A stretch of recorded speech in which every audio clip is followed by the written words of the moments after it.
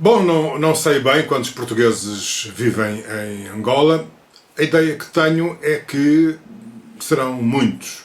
Entre imigrantes de longa duração e outros mais recentes, há estimativas que apontam para haver mais de 100 mil portugueses a viver em Angola. Se somarmos segunda e até terceira geração de famílias que foram um dia para Angola e que por lá ficaram,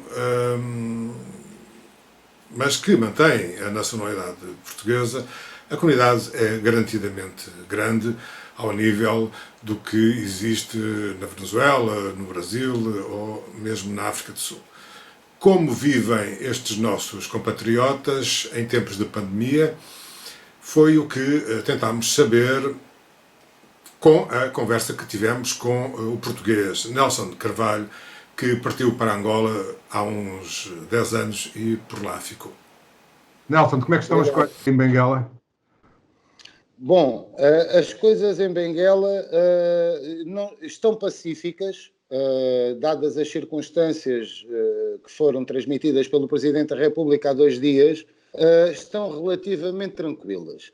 Esta tranquilidade, ou seja, a vida mantém-se normal como se nada se passasse. Portanto, isto é uma tranquilidade um pouco suspeita no sentido em que, primeiro, houve pessoas que nem sequer perceberam que já estão em estado de emergência porque entendem que é às 0 horas de hoje e não de ontem. Ou seja, nós estamos em quarentena desde as 0 horas do dia 27, que foi ontem, e as pessoas pensam que é só hoje. Portanto, esta aparente confusão que continua nas ruas também pode ser derivada disso.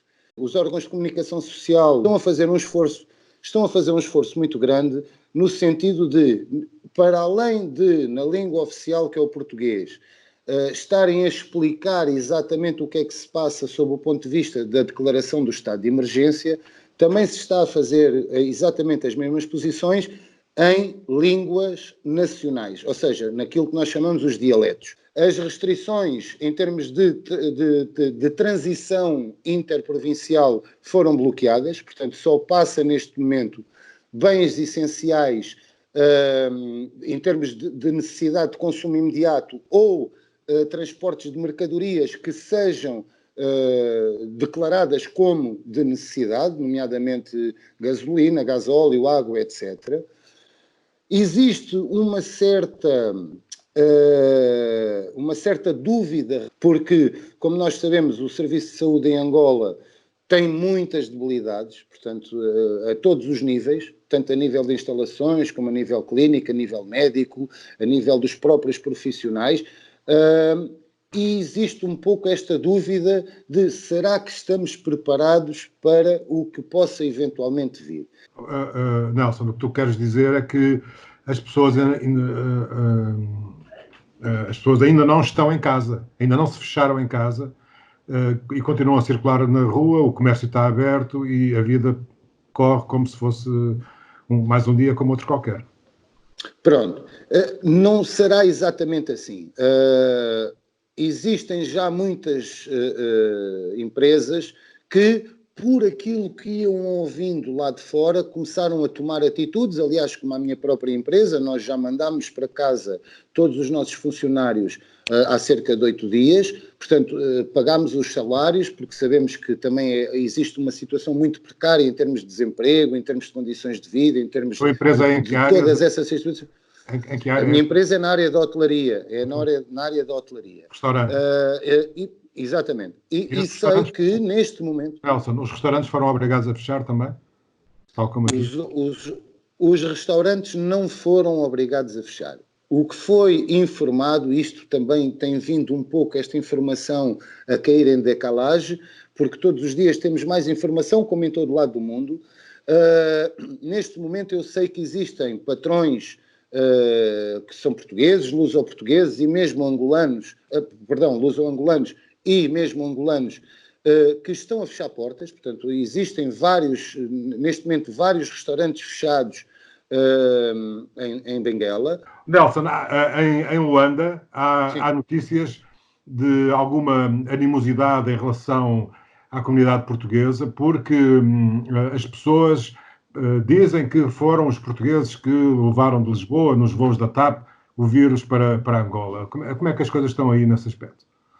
Bom, é assim, relativamente a Luanda, eu posso, como eu não estou em Luanda, portanto estou a 700 km de distância, também não posso aferir com todas as condições. Porém, eu tenho, 2 dos meus sócios vivem em Luanda, tenho centenas de amigos em Luanda, e aquilo que se passa em Luanda não é nada que não se passasse antes. Ou seja, este tipo de animosidade do estilo o branco vai para a tua terra, se estás mal muda-te, portanto, isto não é uma coisa que venha de agora e não é uma coisa que tenha, no meu ponto de vista, expressão significativa para se estar neste momento, de alguma forma, em alguns circuitos, a deitar álcool na fogueira.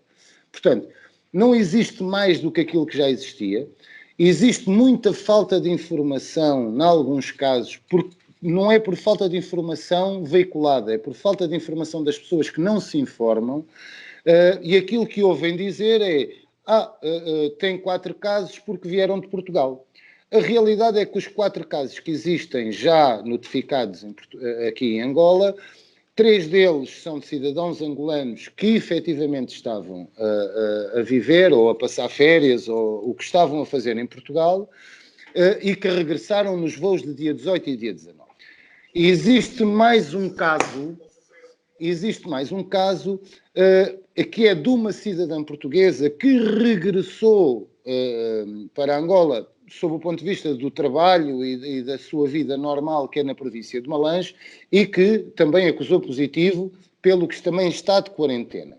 O que é que acontece? Desde 31 de dezembro até à data em que foram proibidos os voos, entraram chineses, italianos, russos, cubanos, entraram milhares e saíram milhares de pessoas que circularam livremente no mundo e que circularam livremente em Angola, mesmo dentro de fronteiras terrestres. Portanto, o partir-se do pressuposto, ou alguém querer fazer partir o pressuposto, que isto é um problema que veio de Portugal, acho que evidente, não faz sentido.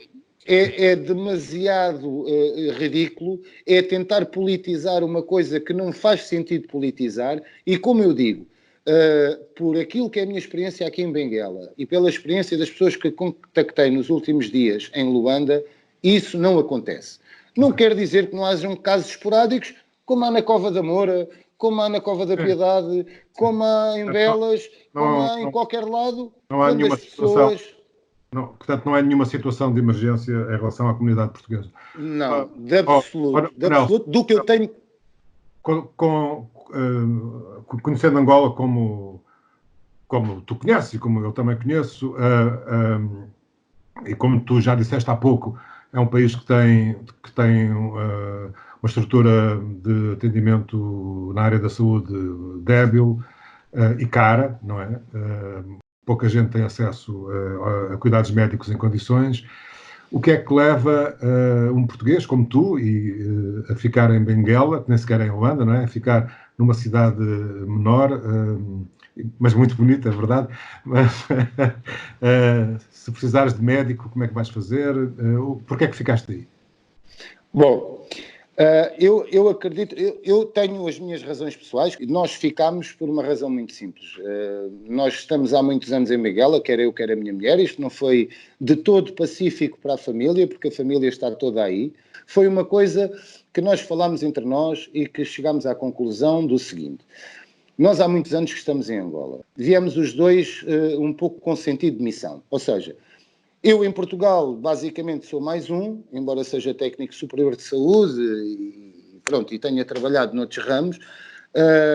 A minha mulher da mesma forma, mas o que é certo é que nós em Portugal éramos só mais um.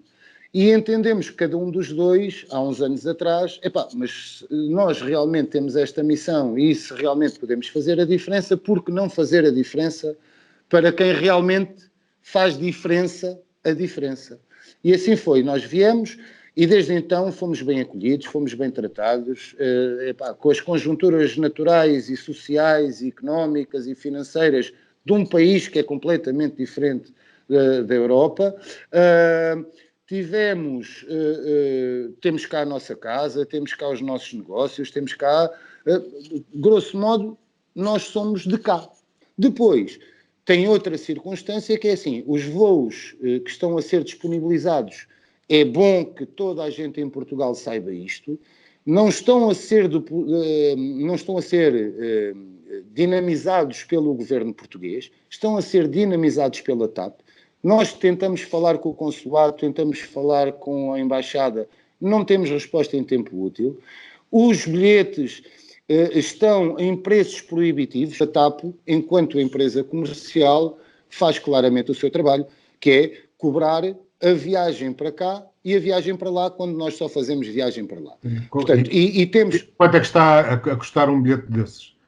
Portanto, nós temos, dos valores que eu tenho para o voo de dia 1 de Abril, tenho valores para classe económica de por adulto 1.600 euros, em económica 2.400 euros em executiva. Uma família de portugueses em que é o pai, a mãe e 2 filhos, terem qualquer coisa como 6.000 ou 7.000 ou 8.000 euros para poderem ser repatriados para a sua pátria. Pois é, muito Eu acho que isto deveria ter uma resposta por parte das autoridades. Não podem deixar nas mãos de uma companhia aérea a possibilidade de um português poder ser repatriado para a sua terra em virtude de ter ou não ter dinheiro para o bilhete. Sim. Tanto mais que a TAP tem metade do capital é público, não é?